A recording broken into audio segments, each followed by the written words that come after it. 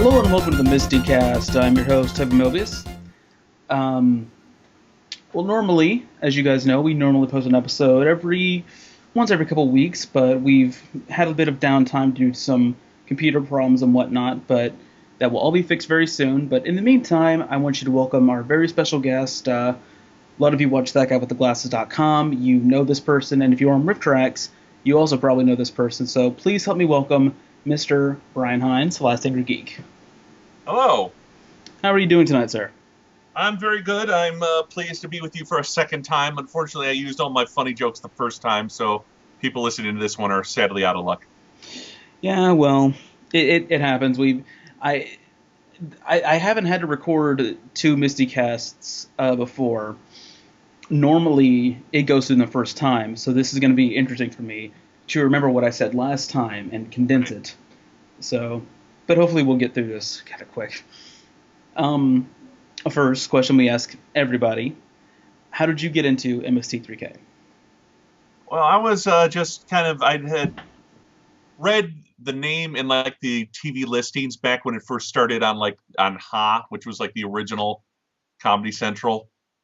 And it was I was aware of the title. I thought, man, that's weird. It's a 2-hour program, so they got to be doing something with movies, and I just hadn't really seen anything of it. Then it came over to Comedy Central, and I just was scanning, and I saw these guys in shadow talking over a movie, and I went, well, this was that Mystery Science Theater thing I was talking about, because one of them was obviously a robot. The other next to him was a human, and then there was another one next to him. I wasn't sure what it was. I thought it must be an alien or something, and that was Crow.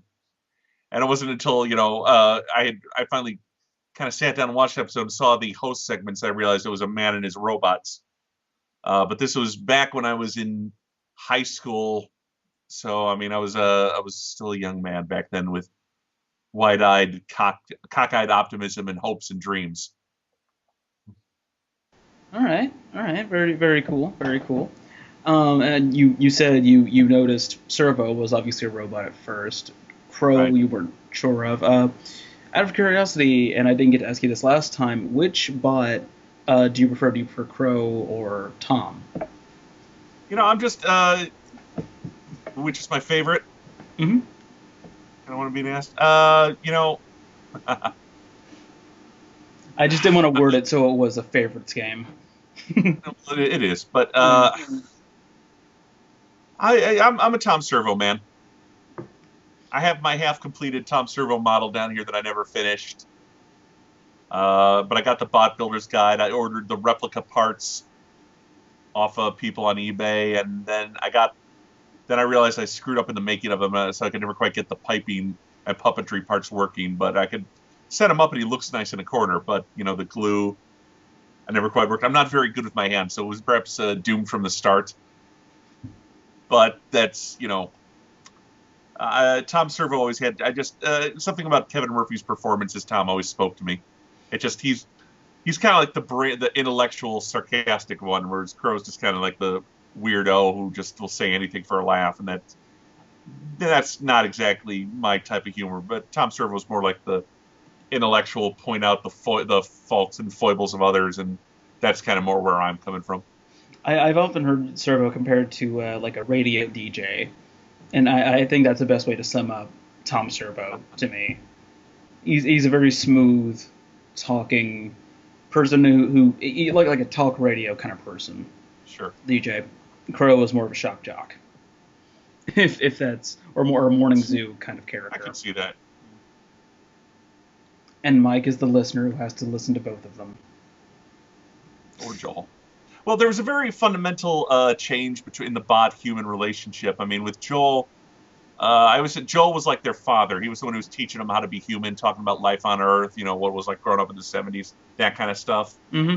But Mike, I always said, was more like their college roommate. He was just as stupid as them and was as likely to get into trouble as they were. Right. Yeah, that's a very good descriptor of their personalities. Joel always had them doing projects and such, and they tried that with Mike, didn't really work.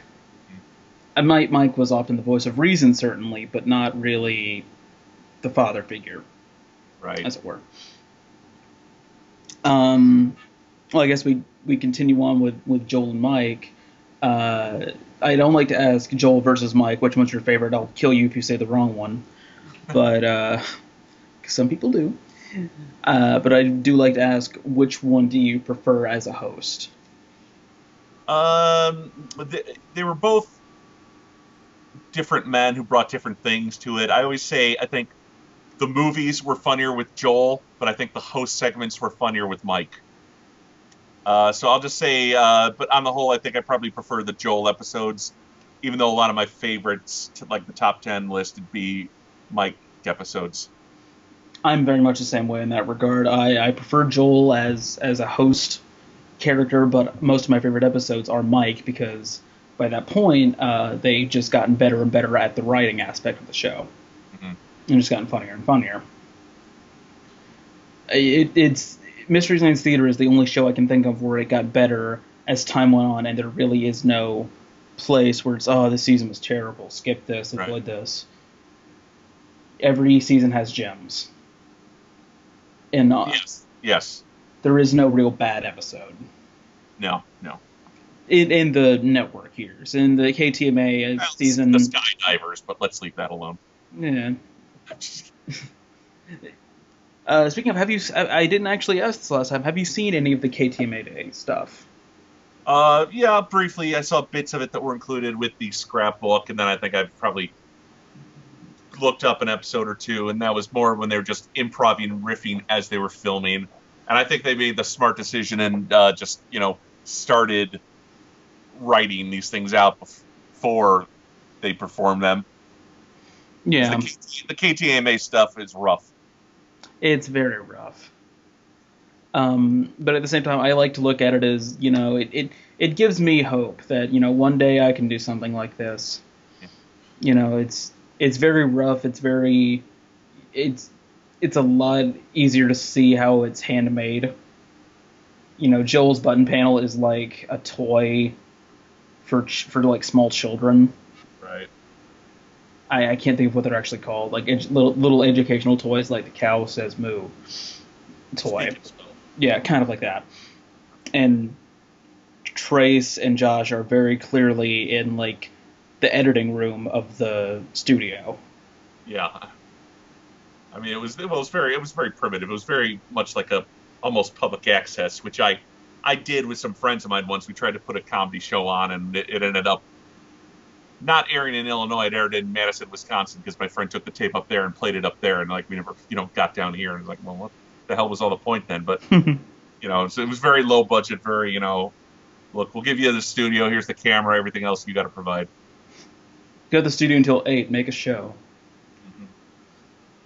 We don't have too much of that down here where I live in Georgia.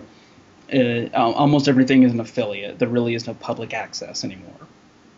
Thank God for YouTube. Yeah, YouTube's great. That sci-fi guy's from Georgia. He was just up here for our charity drive. Yep, I've spoken to him at cons. Very, very cool guy. Yeah, not to toot my own horn. I just did a voiceover for his newest episode, Hardware, where I did the Dr. Wiki voice.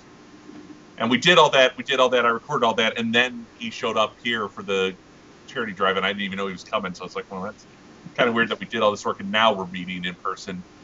Well, you wouldn't have had time to do it on that weekend anyway, I'm assuming. Obviously not, but it was just kind of one of those weird things. We did all this work together, and then we meet. It's yeah. And a Mystery Science Theater. He's a very, very cool person. I would love if he started doing riff stuff. I think that'd be very interesting with his extended cast. Going back to the favorite questions or eras, since we're on KTMA, which era of the series did you prefer, Comedy Central or Sci-Fi? Again, this goes to the kind of the Joel era. As I said, I prefer, so that'd probably be Comedy Central. Okay. Not that the first season of Sci-Fi wasn't a breath of fresh air, and just I loved what they were doing with the different planets and stuff. The Mike Nelson Destroyer of Worlds plot line. Yes. It was very interesting to see them have a continuity And that was kind of imposed on them by the sci-fi executives who said we want to see you go to different worlds, travel in time, you do sci-fi stuff. And then once they kind of relaxed and shortened the season orders, they said, well, here's Castle Forrester. We're gonna, it's like, well, you're just doing Deep 13 again. You're just giving them a location. And I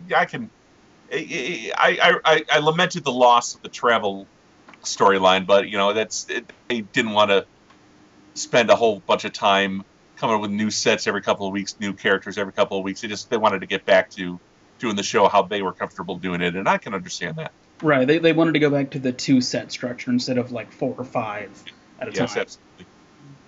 Lot cheaper on there, and so it's less writing, Yeah. It was an interesting experiment. I don't know if it would have continued, if it would have been as good, but I like where it ended. It was neat to see. Yes. Because the show's always had mythos, but now it had a story. Mm-hmm. Mm-hmm. So that was cool. So season 8 was kind of wild. Season 8 was very interesting. But as I said, Comedy Central as a whole was my favorite era of the show. Any particular season jump out at you for the Comedy Central era? Probably just, the whole season 2, I think, is really kind of where it enchanted me. Cause, once from Rocket Ship XM on, they had Kevin as Servo and they had Frank as Frank, and I think that's where the show and the cast gelled and kind of started finding its way in season 2. Yeah. I'd say if I had to pick a favorite season, it would probably be season 5. I mean, I don't have the episodes memorized by season. I can't tell you which is my favorite offhand, but it just, I think by season 2, it had kind of already started to become the iconic show it was going to be. Yeah. Late season 4, season 5 is like the golden period for me, because you got episodes like Manos, Mm-hmm. See, I like the Gamera and the Godzilla stuff. I mean, I like the Japanese, Right. But then at season 5, and you got like some of my favorites were the Teenager in Trouble movies. Yeah. One of my all-time absolute favorites is Teenage Strangler. Yeah. And for a long time, I had this idea that they should remake Teenage Strangler, but do it as like a comedy. And you get Leslie Nielsen as the janitor, like, you kids today, you don't know what you're doing. Cast all the teenagers as like 20, 30-something actors. Like I thought, well, get David Schwimmer as the geeky friend. Hey, don't you want your jacket back? No, not anymore. Oh, just cast it with older adults and pretending to be teenagers. I just thought that would, I don't know. That would be very funny. I thought that episode a lot, but it was one of my favorites. I think that would be very funny. When I went to I went to both Mystery Science Theater conventions that the Brains put on, Mm-hmm. and we talked about this last time. I did we did the costume contest both times, but the second time, my friend who went with me, Ken, went as Mikey from Teenage Star.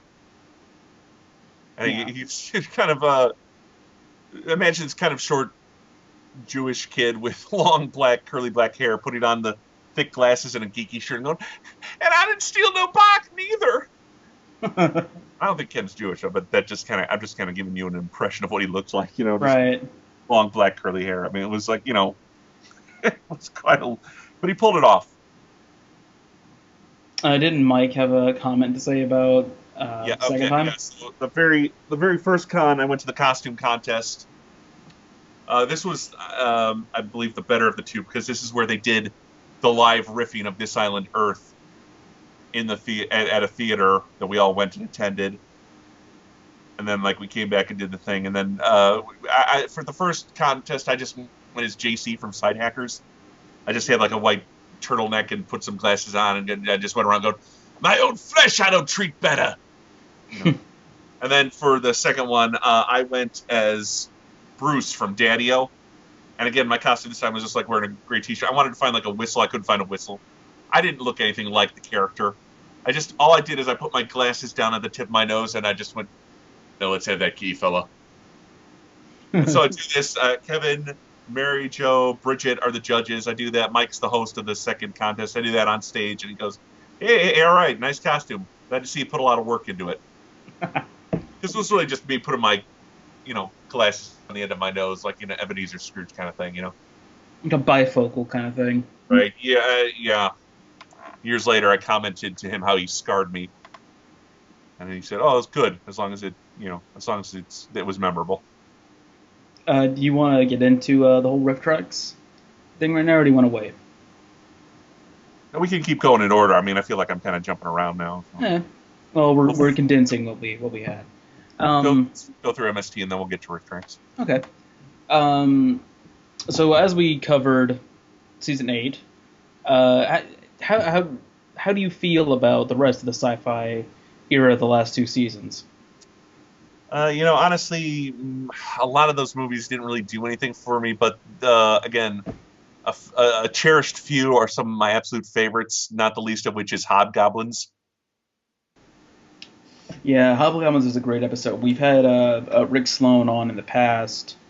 Jeez. And it's really funny to talk to him about the movie and the making of it. It's a really good time. Rick Sloan hadn't made a movie in 10 years, then he made Hobgoblins 2, and I kind of felt like he needed another 10 years to rest up before he made that one. Somehow Hobgoblins 2 is even a worse movie than the first Hobgoblins. And all I can think of is, God, I hope someday RiffTrax covers this. Have they? No, but I really think they should do it as a They video on should. demand. Hobgoblins 2, it's just terrible. They should. That would be amazing.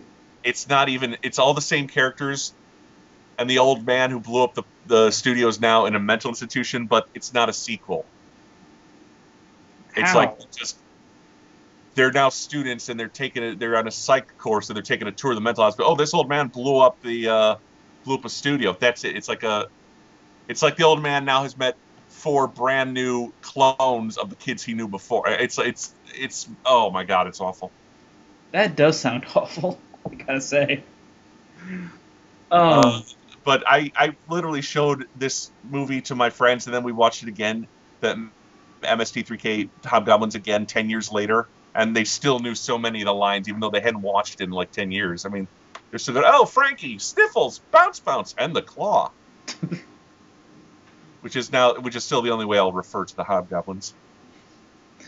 The sci-fi years do have some of my favorite episodes.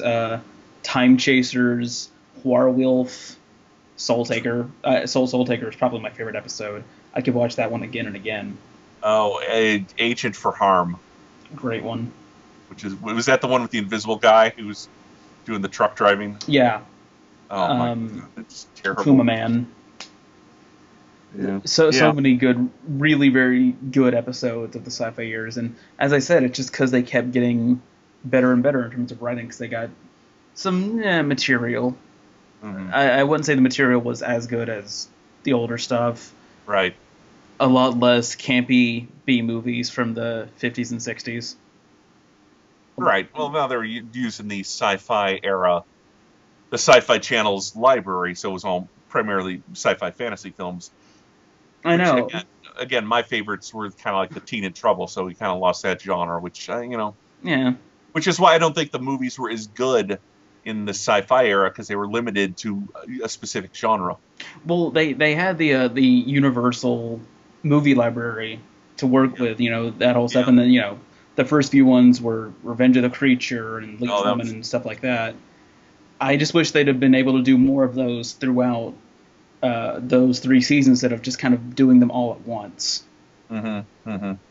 Yeah, that was my only real complaint with it. They should have spaced those out a little bit better. What are you gonna do?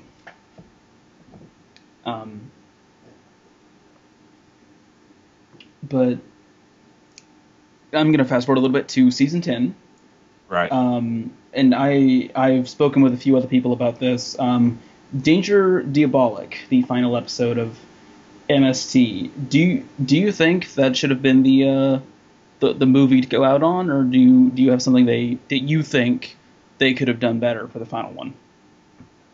Well, when we on the second. Okay, on the first MST3K convention, the big thing was I got to see the live show.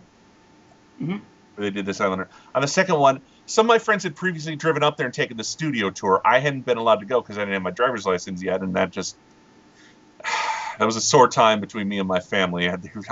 We were not on speaking terms when I was told I couldn't go. But for the second convention, one of the things was taking the tour. So I got to go up there, and they had a listing of the movies that they were doing for the season. And as a joke, they had put up there for the last episode of season 6 was going to be Master Ninja 3.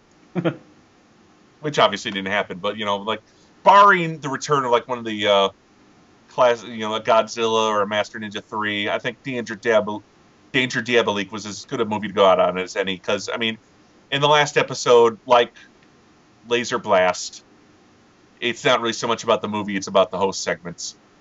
Very much so. Mm-hmm. Very much so. I like the episode. It's one of my favorites. Just because the riffing is very sharp, the host segments are great. Well, between the two, I think I prefer Laser Blast just because it's such a cheesy movie, and it's got Eddie Deason in it. Anything with Eddie Deason is great. Yeah, hey, come on, Chuck, let's go. I like Laser Blast. I just think I like Diabolic a little bit more. I think the riffs are a little bit tighter in that one. Well, I think I like the bots constantly comparing Mike to the loser driving around in his van. Yeah, this looks like you, Mike, driving around shirtless in a van, smelling a wacky tobacco. Mike's just laughing at that, he's not even denying it. Are you ready for some football? Yeah. Well, we've covered a very abridged version of the history of MST3K. Very abridged. It's 10 years. We gotta make some cuts. Yeah. It's 10 more years worth of the history. We can't fit it all in 30 minutes. So, we're going to move on a little bit to the future. You have worked with RiffTrax. Yes. Now, when they started RiffTrax, they said at some point they were going to let fans do their own riffs, and sure enough, they started the whole iRiffs thing, where fans could upload and sell riffs on their site, and they'd take a cut of your profits. And when this happened, I think instantly I was on to Rob and Doug Walker, and I said, look, they're doing this. This is something we could do. I think we got to. Doug has the audience that I think we could, sell some of these. And you don't want to make one, put it up there, and then nobody buys it. So I will admit to kind of taking advantage of Doug on that because I knew he has an audience and I knew they'd buy the riff. So we kind of went back and forth. I wanted to do the first Karate Kid movie. Hmm. Because, hey, Miyagi's drunk scene, come on. I could see a RiffTrax of the Karate Kid do very well. But Doug kind of put his foot down and said, no, we're going to do The Lion King. To which I said, but Doug, The Lion King isn't currently available on DVD. He said, yeah, but everyone's got the VHS of it. But Doug, you need to upload the riff on your computer or on an MP3 player. So I guess technically you could line it up with the MP3, and I guess people found digital files of Lion King. I'm not advocating torrents or anything, but it's I didn't think it was a good idea to do a movie that wasn't currently available on DVD, but he insisted, and it ended up being a pretty good seller. Did very well on the iRiffs. So then they come out with the iRiffs contest, and they said, look, we're going to take the top 5 selling shorts, the top 5 selling movies, put it up to a vote, and we're going to, we'll take into account the sales, we'll take into account the votes, but the end choice is ours. So Doug put out a little video saying, hey, we're up for this, vote for us. And I think people unfairly kind of latched onto that because I felt like some people then saying, oh, well, he just used his fan base to win it. Well, again, the wording is, the RiffTrax guys have the final say. They'll look at the votes, they'll look at the sales, but the final choice is theirs. If we weren't funny, they wouldn't have selected us. Right. And I always say that, So the end choice was theirs. So anyway, I'm at work about a month later, and I get an email from RiffTrax asking me to call them. And I get on there, and I talk to one of their guys, and I said, look, Mike wants to talk to you. what's your number? When like, okay, well, I'll be home from here to here. I'll be home at this time. Have them call me then. I call up Rob and Doug. I say, I think we won the contest. I said, great, let us know what happened. So I'm driving, and of course, I'm not home yet when he calls. I pull over into the lot of a Burger King, which has since closed, but it still looks like a Burger King. But I just pull in their back, I'll pick up, and like, Mike? He's like, yeah, hey, guy, how's it going? And he said, look, we like what you did. We want to. Are you up for this? If we declare you the winner, are you gonna be able to do this? I said by this time we had started writing the second one, our second iRiff, which was Batman Forever. And I said, well, look, we can just take that script and put it to the RiffTrax Presents, because the winner got $1,000, and then we're hired to do a RiffTrax Presents, which is their RiffTrax line without Mike Nelson. Right. Like Kevin and Bill have done RiffTrax without Mike on that line. That's where Elliot J. Murphy, the guy who does the British guy, does his ones. Cole and Janet do theirs there. So I said, yeah, it works out good. Next thing I know, I'm calling Rob and Doug. We won. I'm calling my family. We won. I called my late grandmother. She had no idea what the hell I was talking about, but she was happy for me. Oh.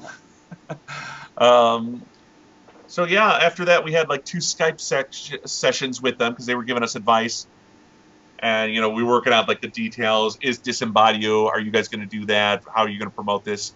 We'll get us pictures. We'll mock up the poster, the fake Photoshop poster for this. Blah blah blah. They were real funny. Doug recorded the first session on Skype, and they knew we were doing that, and he was supposed to post it, and then he lost the footage. Oh. This is the Doug Walker, only we behind the scenes know. He recorded the second one, but then they wouldn't let us post that because they had like given confidential information in that. And like, okay, all right, so unfortunately, the footage of us interacting with the RiffTrax guys will never be heard.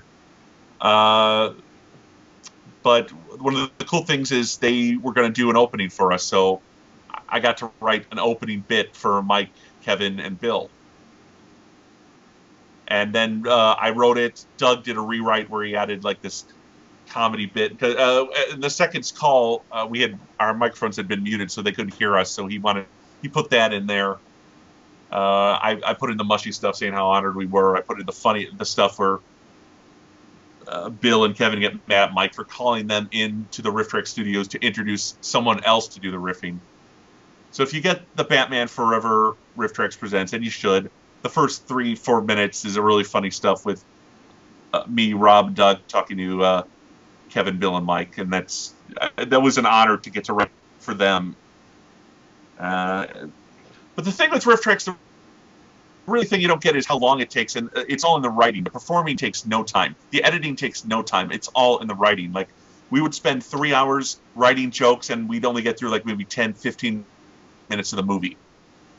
Because we'd have to stop. We'd have to make sure the timing works. We'd be bouncing jokes up. Is this funny? Is this funny? Do you want to read it? Should I read it? Just the whole process of writing, that's what takes the longest on RiffTrax. At least from our end of things. But, we sent them the script. They sent it back. They said they'll cut out about a third of the gay jokes and you're good to go, So they were pretty happy with the script we sent them. And it was probably the most exciting moment of my life, winning the RiffTrax contest and then getting to work with the Mystery Science Theater guys. I'm pretty sure if I got that chance, I would die. Yeah. Like, of anticipation. I just... that would be on my tombstone. He died of fan shock. Fanboyed out. Yes, exactly. Have you guys thought about doing another one? We talked about doing another one. We talked about doing Sin City. And that we would then split up the writing. Like, I would write That Yellow Bastard. Rob would write Long Goodbye, and Doug would do the other one. Because that was a movie split into 3 segments. So we thought, well, we'll just each take a segment and write the jokes out there. But that never happened because this is about the time the website took off. Rob and Doug got really busy with Nostalgia Critic, Ask That Guy, Bum Reviews. I just got a new full-time job, so I wasn't able to kind of bum around their schedules anymore, so it just didn't happen. We're doing the shorts, though. I mean, Rob and Doug did That Guy Riffs for a while, and Doug brought in other people, including myself, to do shorts. He hasn't done any in a while. That's okay. I'm still doing. I launched my own show, Geek Riffs, where I would where again you go on archive.org, you find all these public domain shorts, and you just make fun of them. And it takes maybe 2-3 days to do. You do the writing, you do another pass, and then you record and edit. The one I did with Doug for his show was The Good Loser. That was a good one. And as soon as I saw that title, I said, that's the one we're doing. And we just had a lot of fun with that. I want to get Rob in here to do Geek Riffs with me at some point. We've talked about doing that. I'd love to get all three of us again just to do a riff at some point. Get the three caballeros back together. Right. The three amigos. Yeah. So I would like to do that again. So, but we'll still riff. We'll still basically that's all we do on That Guy with the Glasses. We make fun of things. It's not riffing per se, but there's still an audience for that. We'll still be doing that from time to time. And it's public domain, so you don't have to pay rights. Huzzah! Right. I think my favorite part of the Good Loser thing, if you'll allow me to have a little fanboy thing for a second, is when the narrator is reading the book and the camera's zooming in, and Edward kissed Bella. Oh shit! That was Doug. that was Doug's joke. It was still a great joke. Oh, shit. It was. Oh shit! And my favorite one, and the one I wrote is like where he just comes in. I was the convention son, so I lost to a girl. Get off my back, old man. And it just fit perfectly in between the two sets of dialogue, where it's, oh, was it thing, son? I lost. And you just was able to put that little outrage moment in there, and that always makes me smile a little. When you're both making fun of that dude, like the camera is like really zoomed in on that kid's face when he's talking. Oh, that one kid who seemed like puberty kicked in. Yeah, it was.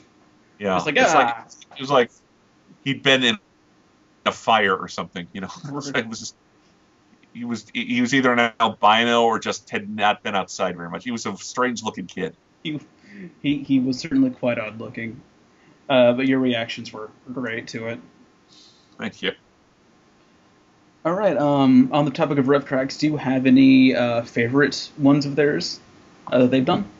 It's been a while since I've listened to any of the RiffTrax. I mean, when they first started coming out, I was getting them like crazy. I think one of my personal favorites is the one Mike and Kevin did for the Lost pilot. That's a good one. I was just enjoying that one very much. Gee whiz. NPH and Mike doing Willy Wonka and the Chocolate Factory. That's hilarious. That's a very, very good one. And Neil is such a big fan that when they were doing Starship Troopers, he was tweeting it, Casper Van Dien was tweeting it, Dina Meyer, they were all tweeting about the RiffTrax. In fact, the rerun is tonight, and I haven't been able to do that because I was working, so I missed the live show, unfortunately, even though I was part of the Kickstarter. Mm-hmm. And they won't rerun it, and they won't give me the digital rights, so I won't ever be able to see the live show. But I will eventually get the MP3 commentary, so that's something. I did recently get the video on demand of Doctor Who and the Daleks. That was okay. It wasn't hilarious, but they had some good moments in there. And then I got the Kickstarter exclusive shorts, which I'm sure will be available at some point. Probably. And the revelation on that was they did a new riff on Mr. B Natural. And the one we saw in MST3K was cut, and I didn't realize that. The actual uncut Mr. B Natural is like 26 minutes. There's like a whole subplot with Buzz meeting the music teacher and stuff, and it's like, what's... Wow. Yeah. That's crazy. Who we then see at the end helping him with the trumpet in school, so there it's...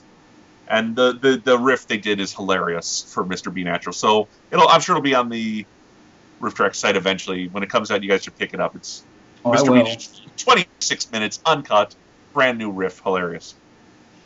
If I had to pick some favorites for RiffTrax, I'd probably pick their riff of Batman and Robin is just wonderful. Harry Potter and the Chamber of Secrets I really, really like. Oh, I heard that one too. I love the the was it Diogenes Alley or whatever was the where he's going through the shops and you just see the owls and Kevin goes, "Beware of the rat, go to the rats of Nim." Or, Yes. When Uncle Vernon wakes up, stop in the name of gravy. yeah. Bacon, is that you? He's like falling out of the window. Tell Gravy I love it. The first one I loved very much. The Roadhouse. Roadhouse. Mike did Roadhouse. There's just so many great jokes in that. Disembodied constantly distracting Mike whenever there's nudity on the screen. And Plan 9, obviously. I think Tinker's going to become good, just like in The Wizard of Oz. So. Plan 9 is my favorite. I have the live show DVD of Plan 9. Yeah, so do I. That introduced me to Jonathan Colton. I'm like, wow, where have I been? I had heard of Colton before that because of Portal and such, but I hadn't. My friends hadn't heard of him, so this got them into it. So I was like, yay, now I can bug you on long car rides about Jonathan Colton. Yeah. And they go, oh my god, what have we done?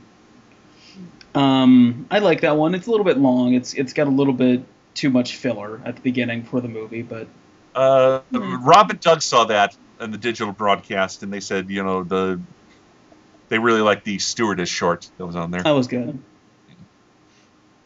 Yeah, that's my only real problem with it. Like, there's 30 minutes before the movie, not including the short, just like the hostess and little skits by Low Tax and stuff, and they're fine. They're just, I wish they wouldn't have been there. Thank God for Scene Select. Yeah. I think that one's probably my favorite live RiffTrax. It's the only one I own, so. Yeah, me too. I've seen the other ones like online. This is the only one I own. I have bought. And I'll be getting as part of the Kickstarter thing I donated to. I'll be getting a digital download of the Manos one, so I'm interested to see how they did that. I haven't seen that one yet. I need to. I would very much like to see it uncut and riffed. I'm just hoping at some point Mike breaks out the Torgo voice. I hope so. Master wants you, but he can't have you. The Torgo thing is just a nickname. My real name is Roger. Been hitting the thigh master there, Torgo? They always do that. I'll go get your crazy bread. Cinematic Titanic, have you seen any of that? Yes, I've seen some of their ones, and it's almost like, the movies are so gross and horror-filled that it's like, I have a very low threshold for horror. Right. But, it's like, yeah, the stuff they're doing is good, the in-theater ones. I did see, the one I really liked was the live show they did for East Meets Watts. I haven't gotten to see them live, and there's a really funny moment where they're all drinking water, then one of the detectives breaks out the N-word, and they all do a huge spit take. Ooh. So, no, they're just as good. It's a shame they're kind of breaking up, but they're all kind of a different place in the country, and they can't tour anymore. So yeah, it was kind of just like a vanity thing. Like, we want to get back together, do the cheesy movies and stuff that RiffTrax isn't. So yeah. When they first launched, Bill Corbett did hilarious. He wished them luck, and then underneath he attached a JPEG of an iceberg. Oh, Bill. Yeah. Have you seen any of the film crew stuff that Mike, Kevin, and Bill used to do? Yeah, the film crew stuff, at last I looked, was all on YouTube. Yeah. So yeah, I saw it. It was okay. It wasn't any different than. I think it's on Hulu as well. Yeah, it wasn't anything special. It was okay. That is to say, it wasn't anything different from what Cinematic Titanic or MST3K had done. Right. It was a lot more skit based than RiffTrax had become. It was very much like a continuation of MST3K with a story and such. Well, in that now there are three guys working for another guy. Yeah, exactly. Like there was a premise where there really didn't need Yeah, to be yeah. one. But it was silly. It was goofy. I liked it. Can't complain too much about it. It's riffing on movies, and that's what's important. Out of Cinematic Titanic, I think my favorite would have to be their re-riff of Santa Claus Conquers the Martians. Yeah, I saw that. That was good. That was very good. I used to be surprised Pia Zadora was in this, and now I can't remember why. Uh, and when Trace just runs away after being told what the movie is, Yeah, they have some to of those drag him are- into the theater. Yeah. Um, I really like that one. The theme song is great too of Cinematic Titanic. Anyway, looks like we're gonna be winding down here. All So, right. real quick, last question of the show. I asked last time what your top 5 favorite movies were, but or MST3K episodes were, but since you don't really have them, you had moments. Right. So And I'm if you going want to do to do this is those, going to be different now because I went through through great personal time and expense. I went back and looked at my Twitter. Back in January, I did my first ever online Twitter top 11 list, and I did my top 11 MST3K moments. So excellent. I'm going to give you the top 5 from that list. All right. And these are my favorite moments. They're not necessarily, movies or segments, but just jokes or things that worked. At number 5 is the Corn Job song from Gamera, I believe, versus Guiron. That's a good Why one. did they have to shoot my scarf? I am the twisted, goofy man. We're Tom and Crow just sing along to the music for like 5-6 minutes. I love that song. I was showing people that, and they're like, "Brian, we got other things." No, watch this song. Watch this song. Number 4, Earth versus the Spider. Look out, Dr. Earhart! In perhaps their most meta moment ever, they use a 30, 40-year-old movie to explain why Dr. Earhart was no longer on the show. That apparently he'd become a deputy and been killed by a giant spider. It's completely self-referential, and I loved it. Number 3 was the entire Mike on trial moment from Agent for Harm, I believe. I think it was Riding with Death was the one I was thinking about earlier. Anyway, but Mike is put on trial by cosmic forces for being the destroyer of worlds. The brilliant interrogation of Observer, where he's caught in a lie about a pie. Crow's video deposition, where he swears like a sailor. And the most brilliantly is Kevin as a giant gorilla, as a Southern lawyer. It's just everything about that, including the black and white, I thought worked. I mean, it was very some of the funniest host segments ever. Just how wrong can everything go when your own lawyer you touch your own lawyer and he just screams, "Get away from me, murderer!"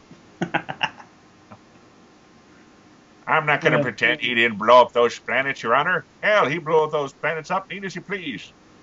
Oh, well, please, this isn't helping. Relax, son. Number 2, we just talked about it, Torgo's Pizza. It was the introduction of Mike's most iconic character, even more so than Mike Nelson. I think Torgo just became such an important part of the Comedy Central era. Just even coming back 3 months later to deliver the soda, being hired as Frank's replacement, being the one guy who didn't get Urkel. Torgo just became such a wonderful supporting character. Torgo the White.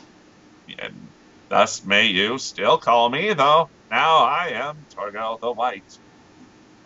Hey, they fixed your knees. There are no bum knees in my world, child. And what about your voice? What about my voice? Just Frank's kind of double take on that. And my number 1, my absolute favorite moment, I worked this in to the That Guy riffs of The Good Loser. It's a hand gesture that changed the world. It's just simply giving the okay sign and saying, "It stinks." Yeah. I cannot see someone give me the okay sign and not say "it stinks" anymore. I It's I do that. programmed into my DNA. I do that every time I watch TV and someone does that, and my grandparents don't somebody get just it. gives me the okay, and all of a sudden it stinks. I don't care if I'm halfway across the room at a wedding. I can't not say it stinks if somebody does that gesture now. I do it, and my grandparents don't get it because they don't watch. They hadn't watched MST. They don't understand the reference, and so now they do it, but they don't know where it's from. It's not even a reference. It's just something. It's been programmed into me now. I can't fight it. Oh, that is a very, very good top 5 list. Thank you. I should compose my own top 5 moments list at some point in the future with the rest of the crew. Well, anyway, thank you for being here, Brian. It was really, really cool having you again for a second time. Thank you. I'm not doing it a third time, so... Everyone, thank you very much for listening. We'll be back next week with a new episode. In the meantime, I'm Toby Mobius. And I'm Brian Heinz, the Last Angry Geek. You can check me out at thatguywiththeglasses.com. I'll be at Con Alt Delete in Lisle, Illinois this December, appearing with Doug Walker. Cool. And this has been the MSTieCast. Thank you very much for listening. The guy looks like a chainsaw sculpture.